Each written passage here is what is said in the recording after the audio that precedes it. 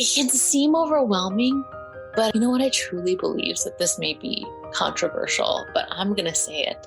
I believe that you could really learn almost anything practically overnight in terms of what it is that you want to do with your camera. It's not that hard to figure out how to get the result that you want to get, technically speaking. The magic and the enduring, the forever skill to gain is the skill of being present and connected and trusting of yourself and being super clear on what it is that you're there to do. So that when you feel like that, then there is an immediate, contagious calm. Think about a dog on a leash, how they say they sense your energy. So if you're walking a dog and you're holding on that leash too tight, it's going to be on edge. It can't relax. But if you're relaxed and the leash is relaxed, then the dog can be relaxed and you could go with the flow more easily than maybe before. So if you're in a shoot and you're like, oh my God, the sun is high, there are no clouds, I don't know where there's shade. It's gonna be really hard to think. But if you're in that same space and it's the same exact scenario, but you're able to close your eyes, take a breath, and start paying attention to something other than the limitations or the constraints that you're seeing. You see the shapes that are happening in bright light. Maybe you're paying more attention to a genuine moment that's going on between siblings. And it really doesn't matter what the perfect lighting is, because this moment is happening right there and right now, and background and lighting be damned. Help Me See is a podcast that redefines the word vision through vulnerable and real conversations, my own private introspective ramblings about the things that I think about in the wee hours of the morning, and my deep core belief that your nothingness is your everything, and all you have to do is see. I'm Bianca Mora. I'm your host. I am an educator, a photographic artist, and I believe that your daily photo habit can be the key to unlocking the ability to be more present in your everyday life and live deeper into your intention and purpose. We're not about the small talk here. Grab your coffee, get cozy, and let's talk. Hello, and welcome to another episode of Help Me See. How are you doing? Daylight savings time has really effed me up. My kid is coming into my bed at 5 a.m. He's pointing to the dark space to the side of the bed, telling me that his imaginary friend is here. Horrified. And I'm just overall tired. I'm tired, and I've had intentions of taking photographs lately. The kids' grandparents, they have a huge leaf pile that's going to get picked up soon.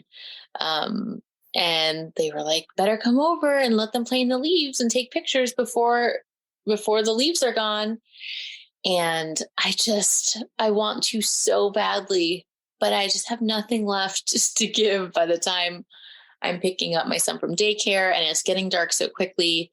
So I'm kind of holding both there. I'm being gentle with myself for not getting to do the things that I've been wanting to do, while also keeping myself open to, you know what, maybe tomorrow's another day, that they're still there.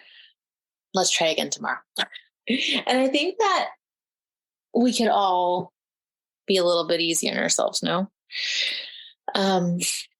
Something that I'm talking about in today's episode is this idea that we're always searching, or oftentimes, I don't want to say always, oftentimes we're searching for answers outside of ourselves. And it is a noble pursuit and a gratifying pursuit in terms of creating your work, creating your life, the more information that you take in, the more knowledge from the experts that have had much success doing it this way or that way, or, any of these rules that we subject ourselves to, the more that we take that in, the harder it is to recognize and hear our own voice. So I pulled an Instagram live I did the other day, and I'm going to tack it on to the end here for you guys to listen. But I want to just tell a little bit of a personal story with my own experience and why I feel so passionately about this. I went to a 4-year private art school, BFA, the whole thing. I am speaking to you as someone that is absolutely obsessed with schooling. I love it. I would love to one day go and get my master's degree. I've taken more online programs and courses than I can count at this point. And I've definitely gained something from every one of those experiences. But the truth of the matter is, there came a point where I realized that I was so bombarded by everyone else's either truths or strategies or bullshit or opinions that it was really hard to hear myself. It's really natural to seek more knowledge, thinking that that is going to be the thing that helps you to be more confident and to perform better under pressure and to create quote unquote better photographs and improve your work and get more clients. But at the end of the day, I'd say the number one thing that has allowed me to make the work that I really want to make and really has helped me connect with clients that are a really gorgeous fit for me and the work that I want to create is being able to connect to presence and calm during a shoot.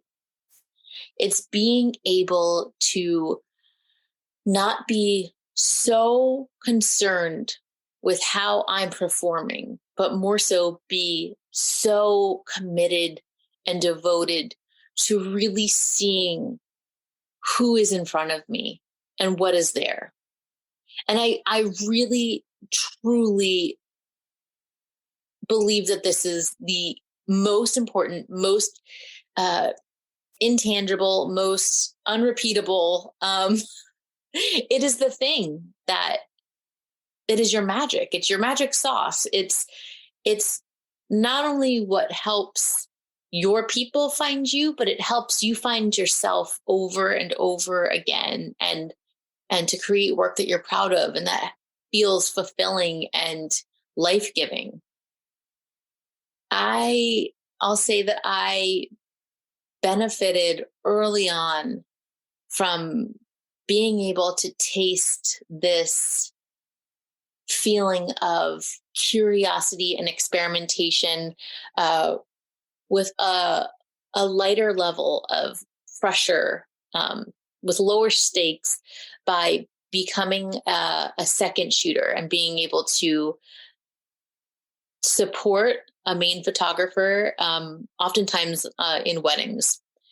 And that really freed me to be able to be present and see these major events, from like tiny intimate ones to like huge ones in New York City and, everything between. I have been able to be in the room, but without feeling the immense pressure of, I must get the shot. And what's funny is that even though I wasn't the one going through the pressure of that in those moments, I was building confidence in myself through the tiny moments. I don't know that even back then, if I would have had a huge wedding and shot that and rocked it out of the park, I don't think that would have been enough to give me the calm and the focus that I have now. I think that being able to do in a million different ways, in a million different scenarios, and the tiniest things over and over again, that made me feel good and excited. And the moments that I was able to see and in all different kinds of spaces and places and light, that really helped me show up to my own sessions where the stakes are the stakes, of being like, here I am. I promise I will give you the most beautiful, honest photographs that I possibly can. I was able to then show up with this knowing that anytime I would get nervous or at all flustered, I would channel back the Rolodex and be like, I have been in a million different scenarios. Whether or not it's on an actual shoot or not, you can do this in your own backyard, in your house. It doesn't matter. When you have a wealth of exposure to these different scenarios, then you don't have to feel so deer in the headlights about it. And even if you are thrown into a situation where, hey, I haven't experienced this before, you will have a strong enough tether to your core, to yourself, to your calm, to your mission, that you will be able to trust yourself to see what is meant to be seen, because you're just there with purity of heart. And I get it. I get that this can sound, well, that sounds lovely. But when I'm in a shoot and I'm freaked out about my settings, but I really promise you that the settings and the technical, it can seem overwhelming. But you know what? I truly believe that this may be controversial, but I'm going to say it. I believe that you could really learn almost anything like practically overnight in terms of, the photograph and the crafts and, what it is that you want to do with your camera. It's not that hard to figure out how to get the result that you want to get, technically speaking. The magic and the enduring, the forever skill to gain is the skill of being present and connected and trusting of yourself and being super clear on what it is that you're there to do. So that when you feel like that, then there is an immediate contagious calm for the family that you're with, right? Think about a dog on a leash, how they say they sense your energy. So if you're walking a dog and you're holding on that leash too tight, it's going to tweak out, at anything. It's going to start be on edge, right? It can't relax. But if you're relaxed and the leash is relaxed, then the dog can be relaxed and he could go with the flow more easily than maybe before. Do you see what I'm saying here? So if you're in a shoot and you're like, oh my God, the sun is high, there are no clouds. I don't know where there's shade. It's going to be really hard to think. But if you're in that same space and it's the same exact scenario, there's no cloud covering. It was super sunny, but you're able to close your eyes, take a breath, and start paying attention to something other than the limitations or the constraints that you're seeing. Maybe you see the shapes that are happening while looking at them in bright light. Maybe you're paying more attention to a genuine moment that's going on between siblings. And it really doesn't matter what the perfect lighting is, because this moment is happening right there and right now, and background and lighting be damned.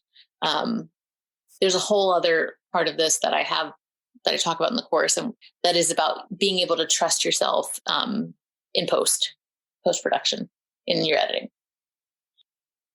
Either way, there's a reason the saying, the best camera there is the camera you have on you.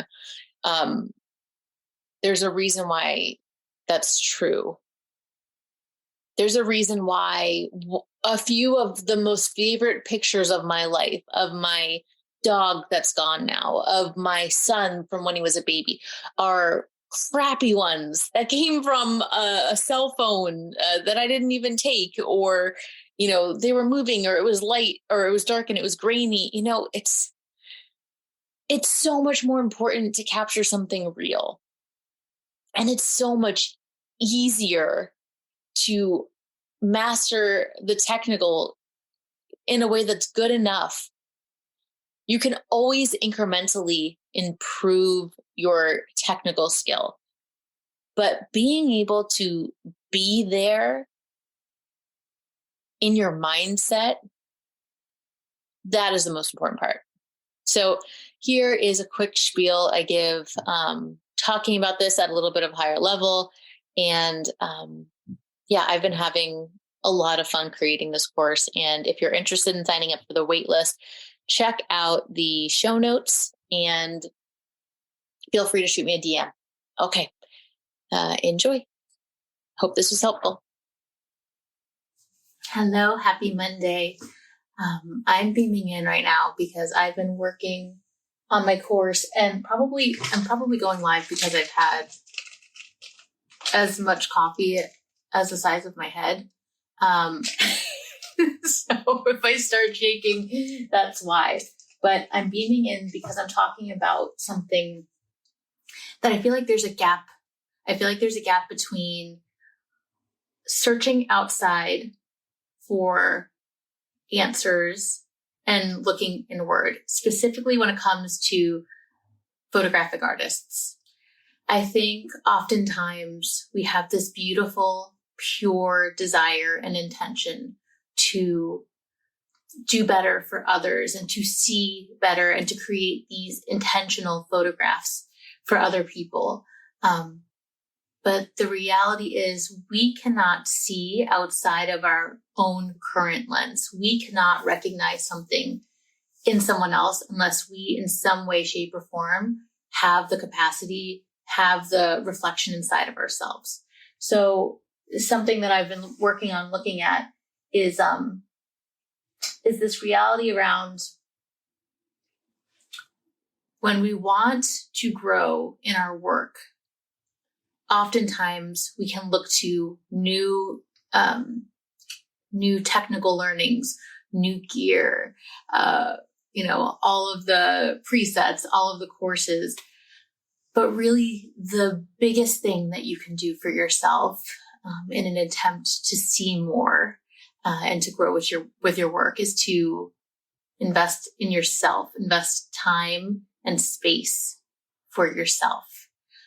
Really get clear about what it is that you're wanting to do, what you're wanting to see, why you believe in the work that you're doing, and then use that inner knowing, channel into that inner knowing when you're on a shoot or when you're thinking about what you want to do next, because there's a million bajillion different possibilities. There's a million bajillion different courses you can take. There's no end to what you can learn technically. But I'm really not a fan of the technical side of things just because, and I'm all for empowering yourself and educating yourself.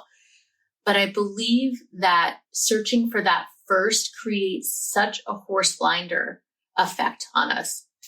Knowing the right way to do something at first is something that severely limits your ability to see and your ability to be and tap into yourself.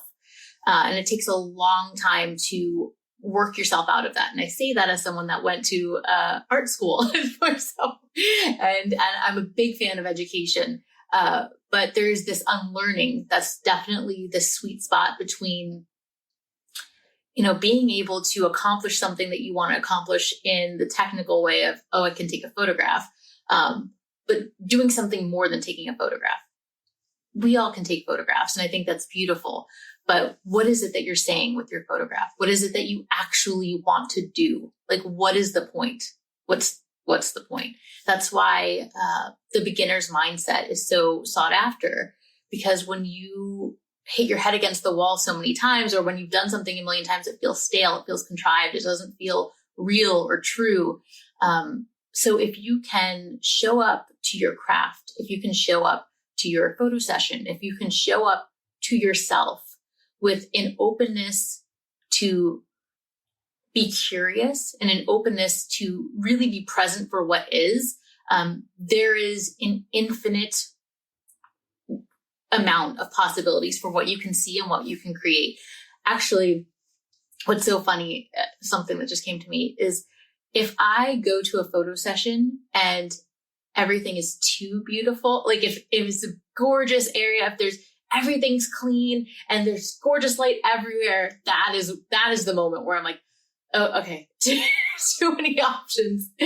I really thrive off of limitations or constraints, because the constraints, I feel, are where the juicy parts are. They're where the magic gets to happen. They're the opportunities in which you can come up against something and then let it show you something even greater, something even more interesting, because it's the more unique approach. It's the little magical sparkle that wasn't. So that's kind of what I wanted to come on.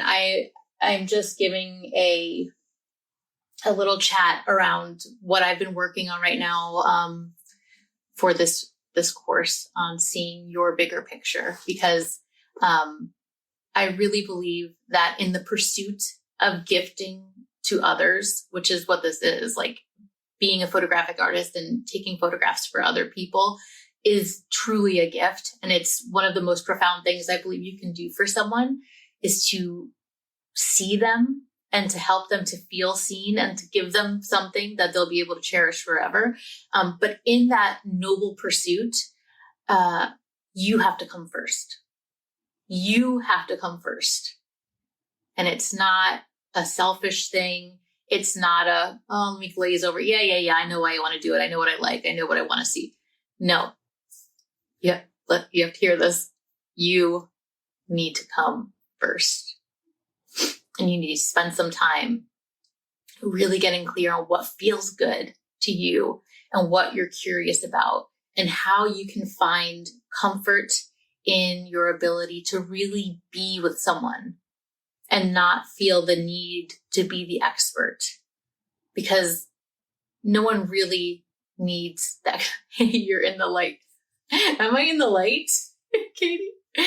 That's quite fitting. And that's another reason why, Katie just made me think of this. This is really off topic, but after this, I'll cut it short. That's why I love photographing in really difficult light and really like severe light, because exposing for the brightest, the most severe, weird shaped, uneven light forces you to see something really special and really different. And it forces you to commit to, what do I see is the most important thing here? But that's a whole nother rabbit hole. That's something that I want to, not the dark, double meaning. Every time I talk to Katie, I'm in my basement. I'm usually in my basement because I like to be in a cave while I create. But today I'm in my studio space. Anyway, so yeah, that is what I have to say about this today. I can kind of go on forever about it, but I I just wanted to do a quick pop in. If you have any questions or you're curious about this content at all, or, what's coming, just shoot me a DM and I'm happy to share what's on the docket. But I just wanted to come here on this Monday morning and encourage you to take the time and space for yourself, because no matter what you feel like you must do or you want to do or the goals you have, it's all coming from you. It's all coming from your lens, and what you're able to see and what you're not able to see is really determined by the degree to which you remain open. And that's it. That's what I got for you today.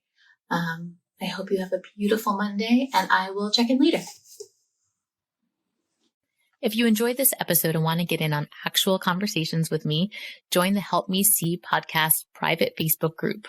Every Friday at 12 p.m. Eastern Time, I'll be hopping on live for Q&A on the latest episode and for free consulting if you need a bit of help thinking about ways to save your memories.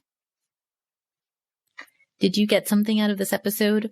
I really, really, really hope you did, and I would love to hear from you. I'm on a mission to empower you to feel peace knowing that you are not missing your life. One of the best ways that you can support me is leaving a review, and honestly, I'd rather hear about the memory you saved because of this podcast rather than any kind of accolade. Tell me how this podcast has impacted you, and 1, I'll probably cry. And 2, I'd love to give you a shout out on the show. Take a minute and head out to the link in the bio to write a review now on the podcast.